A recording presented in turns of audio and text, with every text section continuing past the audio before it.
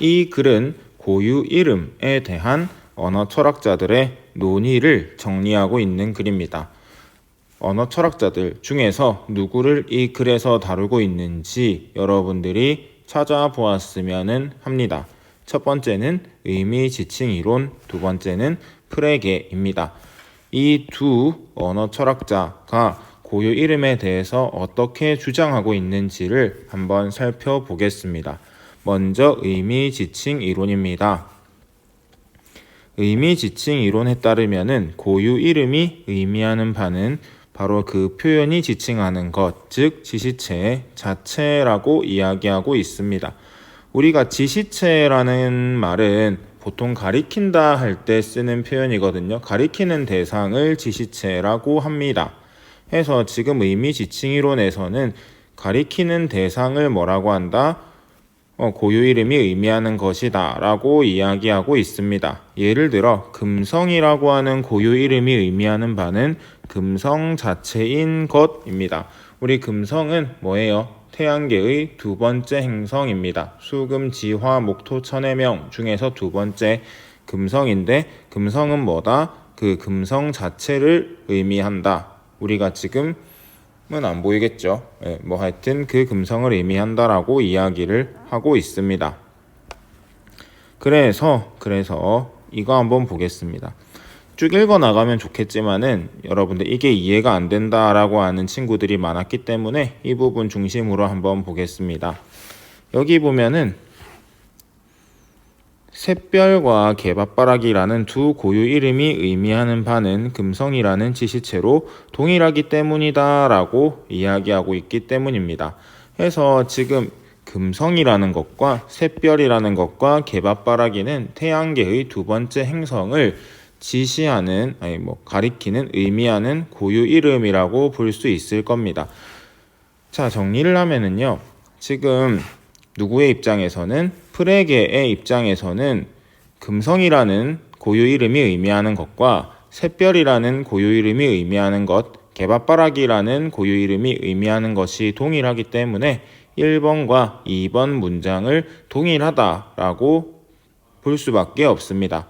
고유 이름이 지시체 자체를 의미한다라고 했기 때문에 동일한 지시체를 가리키는 문장은 그 의미가 동일할 수밖에 없다라고 누가 주장하는 겁니까? 의미 지칭 이론에서는 주장하고 있는 겁니다. 프레게는 이 의미 지칭 이론의 문제점을 본인 나름대로 짚고 있는데 일단 한번 볼게요. 의미 지칭 이론의 입장을 그대로 받아들일 경우 발생하는 문제를 지적하며 라고 했는데 이 문제부터 우리가 한번 살펴보겠습니다. 이거 한번 읽어볼게요. 1은 동어의 반복이기에 정보를 제공하지 않고 2는 정보를 제공하기 때문에 사람들은 두 문장을 다르게 인식하게 된다고 말한다 라고 이야기하고 있습니다. 지금 의미 지칭 이론의 입장에 따르면 이 두 개의 문장은 다 의미가 같다고 해야 되는데 프레게는 이 두 개의 문장의 의미가 다르다라고 이야기하고 있습니다. 정확히 얘기하면은 사람들은 이 두 개의 문장을 다르게 인식하게 된다고 이야기하고 있습니다. 근거는요. 1은 동어의 반복이다 라고 했는데 수업 시간에도 몇 차례 얘기했지만 이 문장은요. 이 문장은 A는 A이다 라는 문장의 형태를 가지고 있는 반면에 두 번째 문장은 A는 B이다 라는 문장 형태를 가지고 있습니다. 정리하자면요. 같은 말은 같은 말이에요. A는 A예요. 굉장히 당연한 얘기입니다. 그래서 정보를 제공하지 않는다. A가 A인 것은 당연하니까. 근데 A는 B이다. 서로 다른 두 개의 단어가 같다라는 정보를 제공하는 문장입니다. 이 문장은. 해서 얘는 정보를 제공하지 않고 얘는 정보를 제공하기 때문에 사람들은 다르게 인식하고 근데 의미 지칭 이론에서는 같다고 얘기하고 그러니까 프레게는 거기에다가 의문을 표하는 겁니다. 이건 아닌 것 같다라고 이게 문제점이 있다라고 주장하는 거죠. 그래서 이걸 바탕으로 무슨 얘기를 합니까? 고유 이름이 지시체 그 자체가 아닌 뜻을 의미한다라고 주장하고 있습니다. 이 부분에서도 보면은 프레게는 지시체와 뜻을 구분하고 있다라고 이야기했어요. 의미 지칭 이론에서는 지시체와 뜻을 구분하지 않는데 누구는 프레게는 지시체와 뜻을 구분하고 의미 지칭 이론의 주장에 따르면 발생할 수 있는 문제 뭡니까? 다르게 인식이 되는 두 개의 문장의 의미가 같다라고 하는 게 지금 누구의 문제입니까? 의미 지칭 이론의 문제죠. 이러한 문제를 어떻게 할 수 있다? 해결할 수 있다. 어떻게 하면은 고유 이름이 의미하는 것이 무엇이다? 뜻이라고 했을 때. 해서 지금 프레게는 뭐라고 합니까? 고유 이름이 의미하는 바는 뭐라고 해요? 뜻이라고 이야기를 하고 있습니다. 그것들 여러분들 한번 정리를 해 보시고요. 그래서 여기 보면 제시방식이라는 말이 나와 있는데 이 제시방식이라고 하는 거는 고유 이름을 포함하고 있는 표현입니다. 좀 이따 볼 건데 이 글에서는요 제시방식으로 지금 이야기가 되는 게 하나는 고유 이름이고 또 하나는 고유 이름에 포함되는 한정기술구입니다. 그래서 제시방식이라는 게 고유 이름이나 한정기술구 같은 말을 포함하고 있다는 것을 여러분이 좀 확인을 했으면 좋겠습니다. 그래서 이 부분 읽어보면 알겠지만은요. 자, 고유 이름이 달라지면은 동일한 지시체를 의미해도 어떻게 된다? 그 뜻이 달라진다라는 것을 확인할 수가 있습니다. 지시체가 같을 때라도요. 뜻이 달라지면은 고유 이름도 달라진다는 거. 이것 통해서 확인할 수가 있습니다. 이제 기본적인 내용은 다 했어요. 여러분 전에 필기했던 거 아마 가지고 있을 건데 한 번 더 여기다가 적어보면은 의미 지칭 이론에서는 뭐라고 해요? 고유 이름이 무엇 자체다? 지시체 그 자체이다 라고 이야기하고 있고 자, 그 다음에 프레게는 뭐라고 얘기하고 있습니까? 고유 이름이 의미하는 것은 지시체가 아닌 뜻이라고 이야기하고 있습니다. 자, 뜻은 뭐랑 구분되는 것, 지시체랑 구분되는 것이라는 거 확인을 하시고요.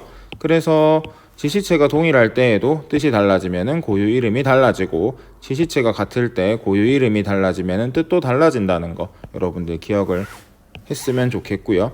옆에 단락은 고유 이름 안에 뭐가 포함되어 있고 한정기술구도 포함되어 있고 이 한정기술구도 결국에는 무엇이다? 고유 이름이다 라고 이야기하고 있는 단락이에요. 정리하면은 지시체가 동일할 때에도 뜻이 달라지면은 한정기술구도 달라지고 한정기술구가 다르면은 지시체가 같아도 뜻이 달라진다는 거 한번 여러분들이 살펴보았으면 좋겠습니다. 이 부분은 그렇게 어렵지는 않고요. 이 부분 이제 한번 볼게요. 자, 중요한 부분이고요. 그 형이상학적인 개념이 나와서 그렇습니다. 자, 지금 뜻에 대한 이제 단락이에요. 프레게는요, 우리가 뭐 할 수 있다고 얘기하고 있습니까? 의사소통을 성공적으로 할 수 있다라고 얘기하고 있어요. 무엇 때문에? 관념 때문에? 아니죠. 뜻 덕분에, 뜻 때문에 우리가 뭐 할 수 있다? 의사소통을 할 수 있다라고 이야기하고 있습니다. 일단은 뜻을 보기 전에 관념을 좀 한번 볼게요. 관념은 뭐냐 하면은 지시체에서 개인이 감각적 경험을 통해 얻게 되는 주관적인 내적 이미지를 의미한다라고 합니다. 관념은 뭐다? 지시체에서 개인이 감각적 경험을 통해 얻게 된 주관적인 내적 이미지라고 얘기하고 있습니다. 이거는 여러분들 관념입니다. 뜻이랑은 혼동하지 마시고요. 뜻은 뭐다?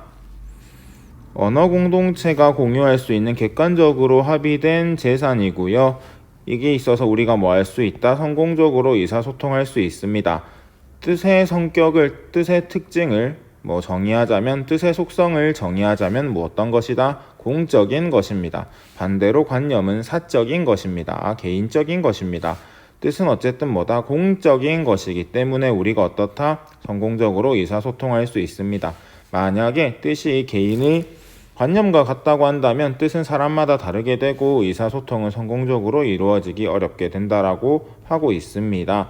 해서 뜻은 뭐랑 다르다? 사적인, 개인적인 관념과는 다른 공적인 것이다. 그래서 우리가 뭐 할 수 있다? 의사소통할 수 있다는 것 여러분들 지문에서 반드시 확인하시기 바랍니다. 여기에서 보면은요, 이제 의미 지칭 이론에서는 허구적인 대상의 고유 이름이 의미하는 것을 설명할 수 없다라고 했어요. 왜냐하면은 허구적인 대상이라고 하는 거는 뭐가 없는 대상입니까? 결국에는 지시체가 없어요. 자, 지시체가 없는데 지시체를 의미한다고 하는 고유 이름이 어떻게 설명이 되겠습니까? 이 말이죠.